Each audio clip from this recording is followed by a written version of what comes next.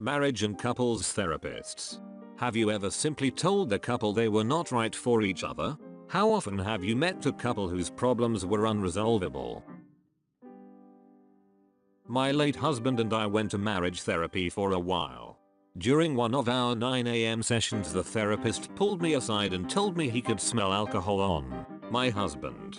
I myself couldn't smell it, but I wasn't surprised as he was an alcoholic.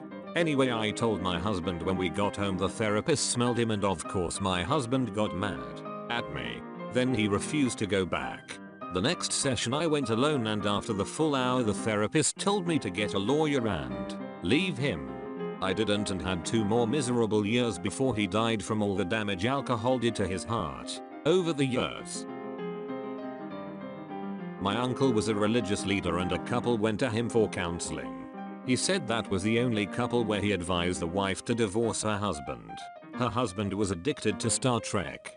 He worked part-time so he could watch old episode reruns and had a whole room dedicated to Star Trek toys, DVDs, posters, etc.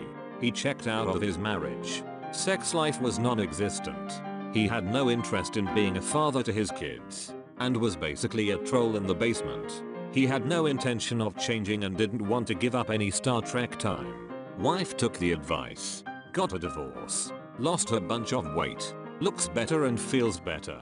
She told my uncle months later that she feels happier than she has in years. Not me, but a counselor told my sister that her husband was a textbook narcissist and she needed to get herself and her children as far away from him as she could. And this was a religious counselor that claimed to not believe in divorce. Lol. I went for couples counseling with my partner because we wanted a second opinion on some life stuff. We went before anything was critical, but we were trying to figure out next direction sort of stuff. So he sits us down, guides us to sit opposite one another instead of next to each other. He takes turn asking us individual questions. I answered on her behalf once, and he tells me somewhat tersely that he directed that question towards her and that I need to wait my turn. Eventually he drops this nugget of wisdom: sometimes things are untenable and it's best just to separate while things are still amiable, at which point I look at my partner and she looks at me, and we burst into giggles. This Methodica thinks we're splitting up, has been careful to set sides and be equitable in our treatment, and we just wanted to ask about options of compromise for our aspirations. We weren't on the verge of ruin and breakup. We still loved and adored each other. We forgot to tell him that, though. I was surprised at how quickly he tossed out the "it's okay to break up" shtick. It was within 5-10 minutes of the session starting. My husband and I have some friends who were receiving couples counseling. She would tell me what the therapist said to do and he would tell my husband. When my husband and I would talk about things after, we noticed the therapist was telling them 2 completely different things.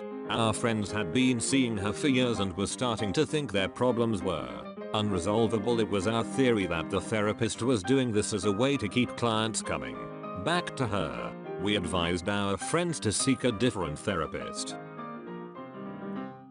I've been a licensed marriage and family therapist for 15 years. I've worked with couples who have improved their relationships and others who have divorced. I would never come out and say I don't think they're going to make it, but work with them to realize their own needs and wants. Generally though, my intuition is pretty good on how a relationship will turn out. There isn't a formula or certain set of circumstances that led to a certain outcome. Generally issues arise as we move the different life phases. Oh, my counselor has a good one for this. Been with him for almost a decade, so I've asked these questions. On the first meeting he says, "I'm going to try and talk you out of your relationship, because if a single person, without sex or alcohol, can talk you out of it, you probably don't belong together." With that said, he would never explicitly say you shouldn't be together. Again, what he said was, "It's my job to help you realize they should or shouldn't be together, not outright tell you." My now ex-wife and I went to counseling. After 3 sessions, the only thing it did was convince me I needed to leave her. Not a marriage counselor, But my dad tried to get my mom to go to couples therapy before their divorce. Apparently 3 sessions and the therapist turned to my mom and asked if she actually intended on listening or if she just hoped counseling would prove that my dad was the problem. And she just got up and walked out. Counselor told my dad therapy would only work if both parties put in an effort. And it was clear this was gonna be one-sided. Dad filed for divorce a week later. Is much happier now. Mom's still a miserable cunt. In all my years of marriage counseling, I've realized the one sign that a couple won't make it.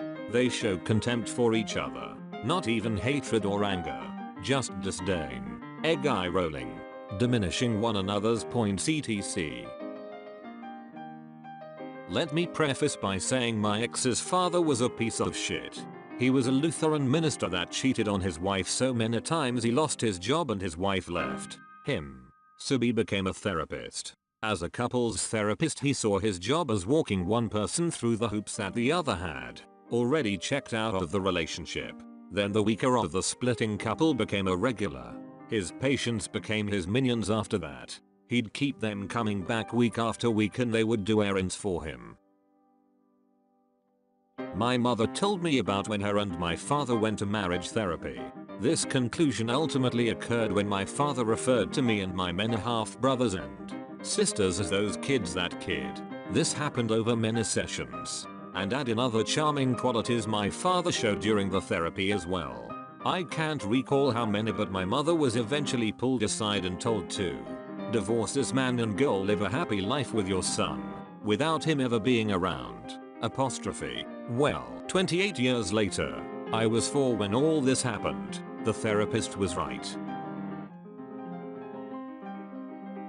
My mother was the best parent I could ever have asked for. My adopted sister, 2 years younger than me, and I had the best childhood you could ask for. My sister would ask, "Where is daddy?" My mother's reply to her was, "God gave me enough love and care for you and you am 16 and knocked up." My mother never bashed my father nor said a bad word about him until my sister and I were in our late teens. To this day my mother still appreciates the therapist who helped her realize she needed to leave. Therapist here. I have a lot more experience with family therapy as opposed to just strictly seeing couples. Generally it wouldn't be appropriate to tell a client what to do, especially with an enormous life decision like divorce. I did see a couple where I thought it was very unlikely that they'd be able to reconcile because they would not put aside their need to hurt each other emotionally in order to do the necessary work to repair their marriage.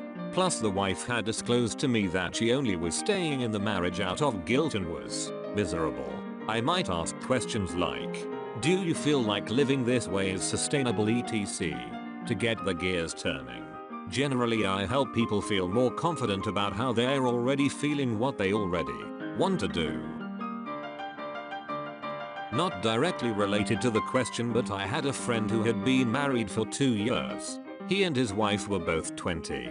The husband wasn't anything to write home about and his wife was a solid 8.5. Anyways, this was in 1999 and he was addicted to EverQuest. He would get home from work and say hi to his wife and head over to his game room to play EQ.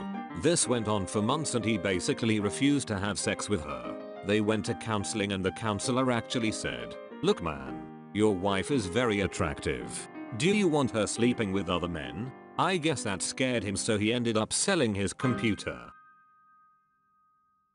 Obligatory, not a therapist, but a part of the couple. After our second session, she suggested we separate. We didn't make it to the third as I had to call her and let her know that the ex was in hospital from a suicide attempt, which he later admitted was a drunken manipulative attempt to make me stay. His theory was that I would go out, see him laying there bleeding, and everything would go back to happy families. Except I didn't find him until 7 hours later when he had knocked on death's door.